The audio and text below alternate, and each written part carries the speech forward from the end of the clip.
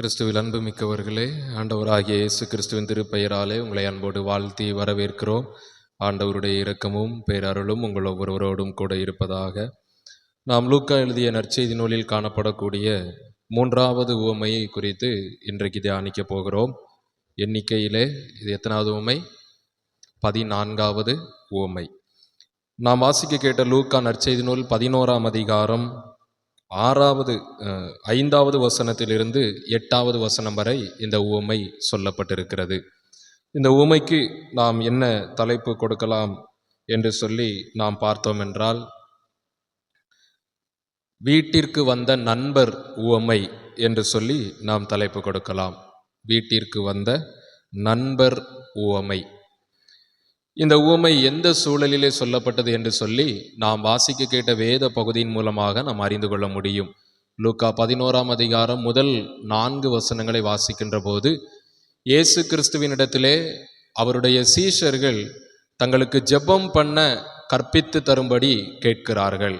அப்போது ஆண்டவர் பரமண்டலங்களில் இருக்கிற என்று சொல்லி கர்த்தருடைய ஜெபத்தை அவர்களுக்கு கற்றுக் கொடுக்கிறார். அதை கற்றுக் கொடுத்ததின் தொடர்ச்சியாகவே இந்த உவமையை அவர்களுக்கு போதிக்கிறார். அப்போ இதிலிருந்து நமக்கு ஒன்று தெரிய வருகிறது. இந்த உவமை எதை மையப்படுத்தி இருக்கும்? ஜெபத்தை மையப்படுத்திய ஒரு உவமை. அது எப்படிப்பட்ட ஜெபம்? அதுதான் இந்த உவமையிலிருந்து நாம் இன்றைக்கு கற்றுக்கொள்ளுகிற காரியம். எப்படிப்பட்ட ஜெபமாய் நாம் ஜெபிக்க வேண்டும் என்று சொல்லி ஆண்டவர் நம்மிடத்தில் எதிர்பார்க்கிறார் என்பதைத்தான் இந்த உவமையிலே நாம் கற்றுக்கொள்ள போகின்றோம். இந்த உவமையை பார்க்கின்ற போது, இது சாதாரணமாக எல்லோருடைய வாழ்க்கையிலும் நடக்கிற காரியத்தை ஆண்டவர் உவமையாக இங்கு போதிக்கிறார். நிச்சயமாக நாம் பல இடங்களில் கேள்விப்பட்டிருப்போம், அல்லது பல புத்தகங்களிலோ அல்லது பல செய்திகளை கேட்டிருப்போம். ஒரு நண்பர் ஒருவர் மற்றவர் வீட்டிற்கு தேவையுள்ள பொருளை நாடி செல்வது என்பது வழக்கமான ஒன்று.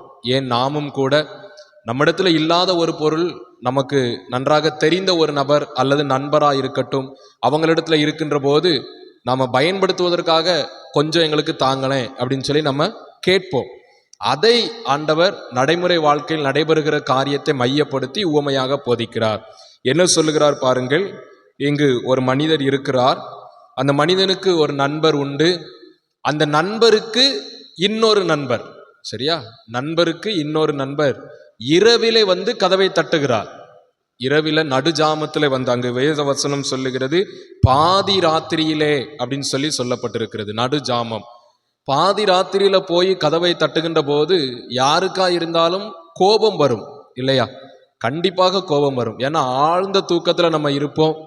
நம்ம மட்டும் இருந்தா போதாது, குடும்பமாக இருக்கின்ற வேளையில கதவை தட்டுகின்ற போது நாம சரியான ரெஸ்பான்ஸ் பண்ண மாட்டோம். இது பொதுவாக நடக்கக்கூடிய காரியம்தான். அந்த மனிதனும் அதே போலதான். பாருங்க, அவன் சொல்லுகிற காரியம் 7வது வசனத்துல, வீட்டுக்குள் இருக்கிறவன் பிரதியுத்தரமாக. இந்த வசனத்தை பார்க்கின்ற போது அந்த மனுஷன் கதவை தட்டுறான். உடனே நாம என்ன செய்வோம்? எழுந்து போய் கதவை திறப்போம். ஆனா அந்த மனுஷன் கதவை கூட திறக்கல. பார்த்தீங்களா? கதவை கூட அந்த மனுஷன் திறக்கல. வீட்டுக்குள் இருக்கிறவன் பிரதியுத்தரமாக. வீட்டுல இருந்துகிட்டே படுத்துக்கொண்டே அவன் பதில் சொல்லுகிறான். என்ன சொல்லுகிறான்? என்னை தொந்தரவு செய்யாதே, கதவு பூட்டியாயிற்று, பிள்ளைகள் எல்லாரும் படுத்திருக்காங்க, நான் அவங்கள தொந்தரவு படுத்தி எழுந்து வந்து நான் உனக்கு எதுவும் செய்ய முடியாது அப்படின்னு சொல்லி அந்த நண்பர் சொல்லுகிறார். ஒருவேளை இந்த நண்பருடைய வீடு ஒரே ஒரு அறையை மாத்திரம் கொண்ட வீடாக மட்டும்தான் இருக்கக்கூடியதாய் இருந்திருக்க வேண்டும். ஏன்னா யோசித்து பாருங்க, இப்போ இருக்க காலத்துல தான் பெற்றோருக்கு ஒரு அறை, பிள்ளைகளுக்கு ஒரு அறை, வராண்டா, போத்திக்கால் அப்படின்னு சொல்லி நிறைய விதவிதமா நம்ம வீடுகளை கட்டுகிறோம். அப்போ அப்படி இல்லை இல்லையா? ஒரே ஒரு அறையை கொண்ட வீட்டில் மாத்திரம்தான் இந்த நண்பர் வசித்திருக்க கூடும். ஆகவேதான் அவர் சொல்றாரு, என் பக்கத்துலதான் என் பிள்ளைங்க எல்லாரும் படுத்திருக்காங்க, நான் எந்திரிச்சு வந்தா எல்லாருமே முழிச்சிருவாங்க, எல்லோருடைய தூக்கமும் கெட்டு போகும், அப்போ நான் எப்படி எழும்பி வந்து உனக்கு நான் பதில் செய்ய முடியும் அப்படின்னு சொல்லி அந்த மனிதர் சொல்லுகிறார். ஆனாலும் 8வது வசனத்துல ஆண்டவர் ஒரு ட்விஸ்ட் வைக்கிறார். என்ன சொல்லுகிறார் பாருங்க. தனக்கு அவன் சிநேகிதனா இருக்கிறது நிமித்தம் எழுந்து அவனுக்கு கொடாவிட்டாலும், தன் நண்பன் நம்மகிட்ட இப்படி முடியாத ஒரு சூழ்நிலைக்கு கேட்கான, அவன் என் நண்பன் அப்படின்னு சொல்லி கூட அவன் என்ன செய்யல? எழுந்து கொடுக்கல. அதை தான் ஆண்டவர் சொல்றார். நண்பன் கேட்கிறான் என்பதற்கு கூட அவன் கொடுக்க விருப்பப்படல. ஆனால் இரண்டாவது அந்த வார்த்தையை பாருங்கள், தன்னிடத்தில் அவன் வருந்தி கேட்கிறது நிமித்தமாவது, தன்ட்ட அவன் பிச்சை கேட்பது நிமித்தமாவது அப்படின்னு சொல்லி மூல பாஷையில வேதாகமம் சொல்லுகிறது. வருந்தி கேட்பது என்றால் பிச்சை கேட்பதற்கு சமம். அந்த அளவுக்கு அந்த மனுஷன் தன்னுடைய நண்பன்கிட்ட போய் கேட்கிறான். அப்ப எனக்கன்பானவர்களே, இந்த உவமையிலிருந்து நாம கற்றுக்கொள்ளுகிற முதல் காரியம் என்னவென்றால், இந்த உவமை நமக்கு எதை கற்றுக் கொடுக்கிறது என்றால், இடைவிடாது ஜெபிக்க வேண்டும் என்பதை நமக்கு கற்றுக் கொடுக்கிறது. இடைவிடாது ஜெபிக்க வேண்டும். லூக்கா எழுதிய நற்செய்தி நூல் 18ஆம் அதிகாரம் முதல் 7 வசனங்களை நீங்க வாசித்து பார்ப்பீங்கன்னா, அங்கேயும் ஆண்டவர் சொல்லுவார், இடைவிடாது சோர்ந்து போகாமல் ஜெபிக்க வேண்டும் அப்படின்னு சொல்லி ஒரு காரியத்தை, ஒரு உவமையை அங்கேயும் ஆண்டவர் கற்றுக் கொடுப்பார். அதே உவமையின் மைய பொருளாகத்தான் இந்த உவமையும் காணப்படுகிறது. இடைவிடாது ஜெபிக்க வேண்டும். இடைவிடாது ஜெபித்தல்னா என்ன சொல்லுங்களேன்? இடைவிடாது ஜெபித்தல்னா என்ன சொல்லுங்க? நீங்க என்ன புரிந்து வைத்திருக்கிறீர்கள்? இடைவிடாது ஜெபித்தல்னா என்ன? காலை, மாலை, மதியானம், அந்தி, சந்தி, மதியம் 3 வேளையும் ஜெபிக்க வேண்டும். அடியா சொன்ன காரியத்தையே சொல்லி சொல்லி திரும்ப திரும்ப என்ன செய்ய வேண்டும்? ஜெபிக்க வேண்டும். இது அல்ல இடைவிடாது ஜெபிப்பது. இடைவிடாது ஜெபிப்பது என்றால் மற்றவர்களுக்காக ஜெபிப்பது. அதுதான் இடைவிடாது ஜெபிப்பது. இன்றைக்கு நாம நமக்காக 24 மணி நேரமும் கூட ஜெபிப்பதற்கு ஆயத்தமா இருப்போம். சரிதானா? 24 மணி நேரமும் நமக்காக ஜெபிப்பதற்கு ஆயத்தமா இருக்கும். நான் ஆண்டவர் இந்த இடத்துல எதை மையப்படுத்துகிறார்னா, இடைவிடாது ஜெபிக்கணும்னா மற்றவர்களுக்காக ஜெபிப்பது. அந்த நண்பனை பாருங்க, நைட்டு 12 மணிக்கு வந்து எழுப்புதான். எப்பா நான் ஒரு இடத்துக்கு தூர பிரயாணம் போயிட்டு இருக்கேன், உன் வீடு பக்கத்துல இருக்கு, எனக்கு வயிறு பசிக்கு, எனக்கு ஏதாவது தா அப்படின்னு சொல்லி 12 மணிக்கு எழுப்புறான். அந்த நண்பனை பாருங்க, அவன் எழுப்புன உடனே அவனும் எந்திரிச்சு உடனே தன்னுடைய வீட்டில் ஏதாவது இருக்கான்னு பார்க்கான், ஒண்ணுமே இல்லை. அப்ப அவனுடைய நண்பனுடைய வீட்டுக்கு போகிறான். இதுல நம்ம பார்க்க வேண்டிய நபர் யார் என்றால், அந்த கதவை திறந்து அவனுக்கு உதவி செய்யணும்னு சொல்லி யோசித்து பார்த்தா பாத்தீங்களா, அந்த நண்பனை தான் நம்ம பார்க்கணும். மற்றவனுக்காக அவன் எவ்வளவு பிரயாசப்படுதான் பாருங்க. நைட்டு 12 மணிக்கு கூட தன்னுடைய நண்பன் வீட்டுக்கு போய், எப்பா என் நண்பன் ஒருத்தன் என் வீட்டில் வந்து இருக்கான், அவனுக்கு சாப்பாடுக்கு கொடுக்கவே கூட எனக்கு ஒன்றும் இல்லை, நீ ஏதாவது கொஞ்சம் தா அப்படின்னு சொல்லி கேட்கிறான். மற்றவர்களுக்காக அவன் பட்ட பிரயாசம், அதுதான் இடைவிடாது ஜெபித்தல். அவன் நேரத்தை பார்க்கல, அவன் தான் குடும்பத்தை பார்க்கல. அவனுக்கு குடும்பங்கள் கண்டிப்பா இருந்திருக்க வேண்டும், அவன் எதையும் பார்க்கல. ஆனா நண்பன் பசியோடு வந்திருக்கான், அவனுக்கு ஏதாவது நம்ம கொடுக்கணும். இதே போலதான் இன்றைக்கு உலகத்திலையும் அநேக ஆத்துமாக்கள் பசியோடு இருக்கிறது. என்ன பசி தெரியுமா? பரலோக பசி, மோட்சம் போக வேண்டும் என்ற பசி, வைகுண்டம் போக வேண்டும் என்ற பசி. எப்படியாவது நான் இந்த உலகத்தை விட்டு கண்ணை மூடும் போது நான் மோட்சத்துல கண்ணை திறக்கணும் அப்படிங்கிற பசியோடு எத்தனையோ ஆத்துமாக்கள் எதையெல்லாமோ தேடி செல்லுகிறார்கள், எதையெல்லாமோ நாடி செல்லுகிறார்கள். அவர்களுக்காக நீங்களும் நானும் என்ன செய்து கொண்டிருக்கிறோம்? அவர்களுக்காக நீங்களும் நானும் என்ன செய்து கொண்டிருக்கிறோம்? ஜெபிக்கிறோமா? அனுதினமும் தேவ சமூகத்துல உட்கார்ந்து கண்ணீர் வடிக்கிறோமா? எங்களை ரட்சித்தீரே, என் கூட இருக்கிற என்னுடைய சகோதர சகோதரிகள், என் கூட படிக்கிறவங்க, என் கூட வேலை பார்க்கவங்க, என் சொந்தக்காரங்க இன்னும் உம்மை கண்டுகொள்ளவில்லையே ஆண்டவரே, அவங்களுக்காக நம்ம எப்படி ஜெபிக்கின்றோம்? என்ன சொல்லி ஜெபிக்கின்றோம்? எத்தனை நாட்கள் ஜெபிக்கின்றோம்?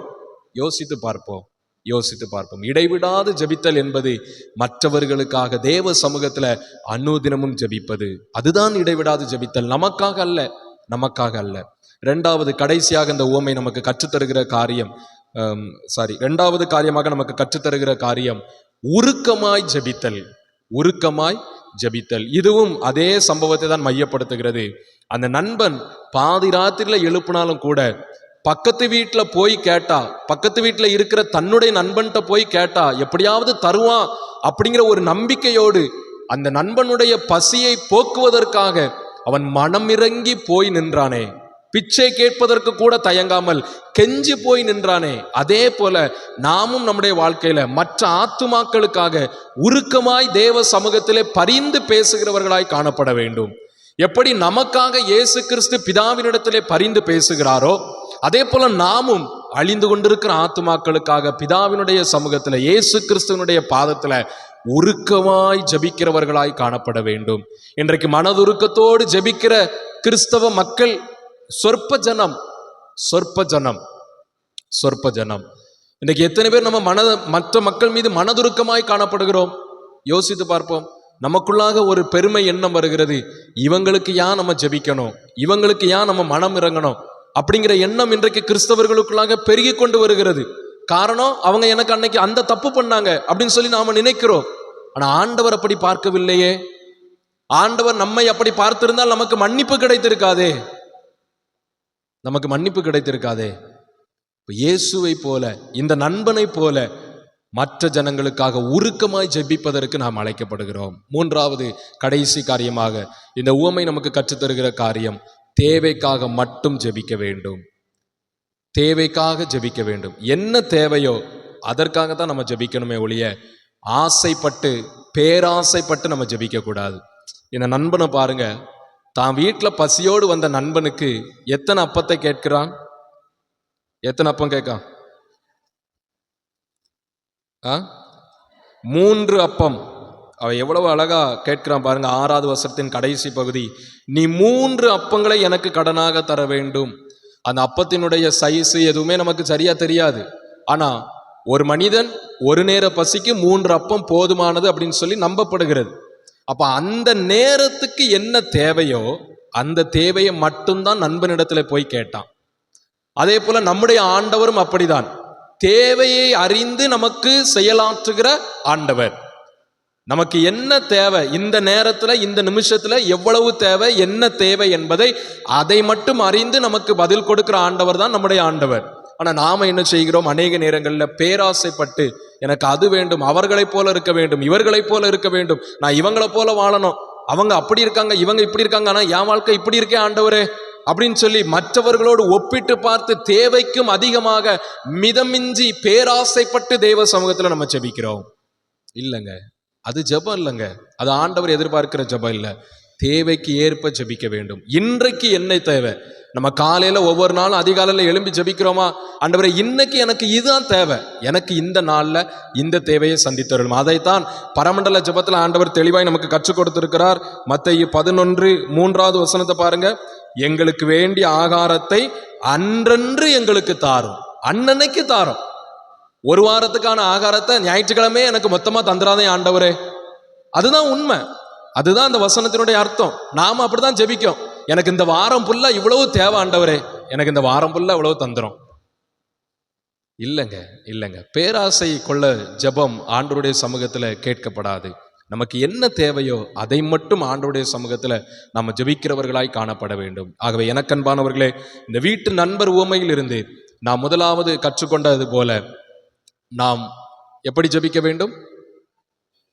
இடைவிடாமல் ஜெபிக்க வேண்டும். 2வது உருக்கமாய் ஜெபிக்க வேண்டும். 3வது தேவைக்கேற்ப ஜெபிக்க வேண்டும், தேவைக்கு மட்டும் ஜெபிக்க வேண்டும். இந்த 3 காரியங்களை மையமாக வைத்து நம்முடைய ஜெப வாழ்க்கையை அனுதினமும் நாம ஆண்டவருடைய சமூகத்திலே நேரத்தை ஜெபத்திலே செலவிடுவோம். கர்த்தர் நம்முடைய ஜெபத்தை கேட்டு அற்புதமாய் பதில் தருவாராக. ஆமென்.